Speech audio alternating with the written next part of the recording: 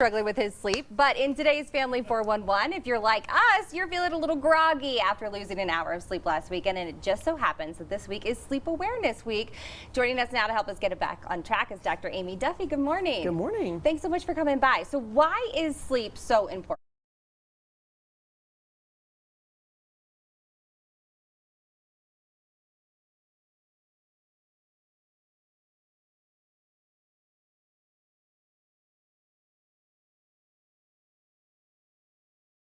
Sarah, thank you so much. I don't think he's struggling with his sleep, but in today's Family 411, if you're like us, you're feeling a little groggy after losing an hour of sleep last weekend, and it just so happens that this week is Sleep Awareness Week.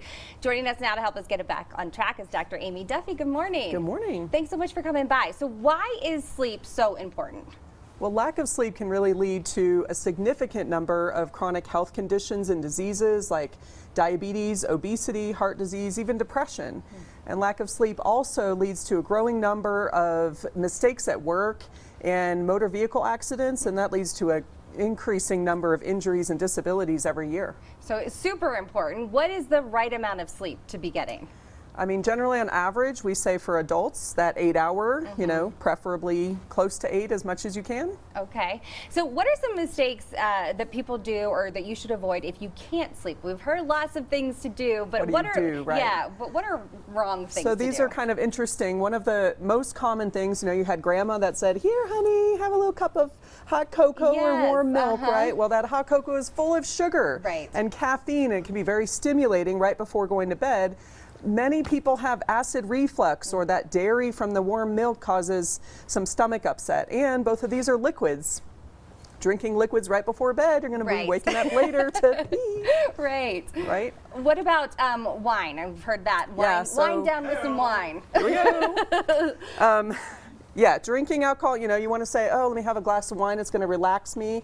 And that might work initially, but what happens is that withdrawal of alcohol is really stimulating, so it's going to wake you up later. And alcohol is a diuretic and another liquid, so here we are waking up again in the middle of the night. Lots of alcohol has sugar, even that wine.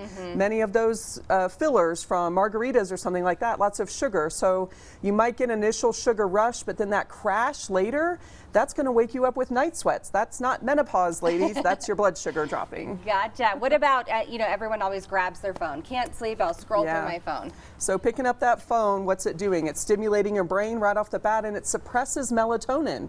Melatonin's the natural hormone that we need to help us sleep. So turning that light on right before bed, better to have something planned. Have a guided meditation or relaxation audio that you can just play real quick, and that'll help bring you right back to sleep. Any other mistakes people should avoid? Taking pills, right? So a lot of people want to take those sleeping pills, and these are kind of tricky. They just trick your mind into thinking that you're sleeping, but you're really just sedated. So you're going to wake up feeling unrested and even a little hungover. Okay. What is the best tip to get to sleep? I think any of those guided meditations, breathing, we want to bring you back into not the excited, stimulated phase, but into what we call parasympathetic, the rest and digest. So things you can do to calm your brain. So you wrote a book called Normal Doesn't Have Side Effects, but tell us a little bit about your history in healthcare and what your goal is. So I practice something called integrative or functional medicine, and that's really where this book is about, is how to get to the root cause of why you're having what you're having. So we're not band-aiding it with medications, but we're really figuring out why. And then we don't have to have worries about side effects to medications and things. So I want people across the world to know that there's a different way to experience health. Awesome. Well, thank you so much for sharing it. Where can people find your book? AmyDuffyMD.com. Sounds good. Well, we appreciate the tips. We for sure need them on this shift. That 8 hours sounds pretty nice right about now, so we'll work on that. Time right now is 7:32. We'll be right back after this short break. Look, I'm gonna be honest. We've been too busy making our customers happy.